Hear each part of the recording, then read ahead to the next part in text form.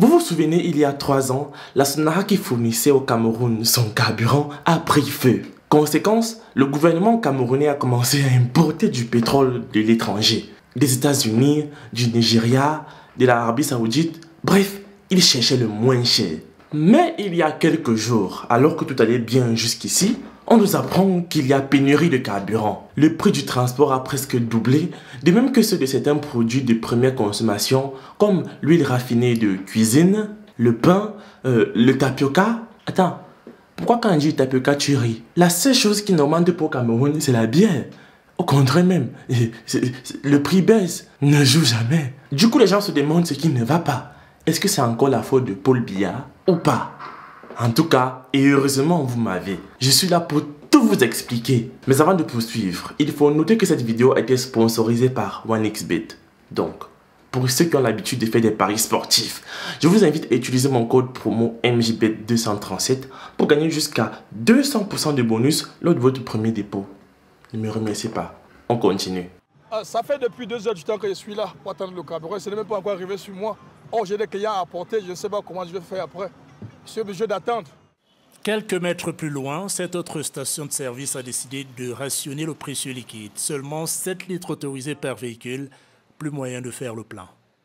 Lorsque tu veux faire, ça dit à plus de 50 litres, on te dit c'est impossible. Parce que si on te sert toi seul, les 50 litres, les autres n'auront pas. Vraiment, c'est terrible. On ne fait même plus dans quelle direction le pays va. Les amis, je ne sais pas si vous êtes au courant, mais actuellement là, le cours du dollar est à son maximum, notamment à cause de la guerre en Ukraine. Et cela veut dire que les États-Unis et même tous les pays qui utilisent le dollar comme monnaie afin de faire des transactions économiques internationales vendent cher. Donc, nous, avec notre franc CFA de pacotille là, le dollar qui était à 400 francs CFA est dorénavant à 650, voire plus.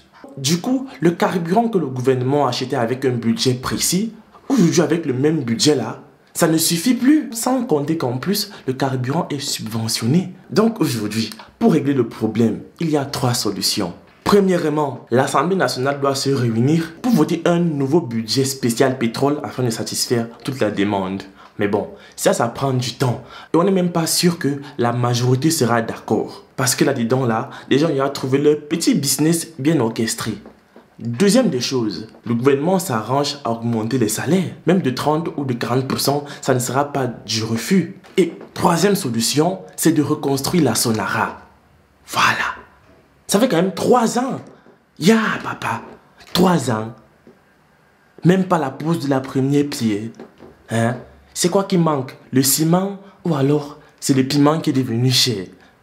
Suivez mon regard. Tout compte fait les amis, je vous invite dans les commentaires à me dire ce que vous en pensez par rapport à cette histoire. Hein? Vous écriviez bien et posez là, on en discute. Moi je vous aime, on se retrouve la prochaine fois.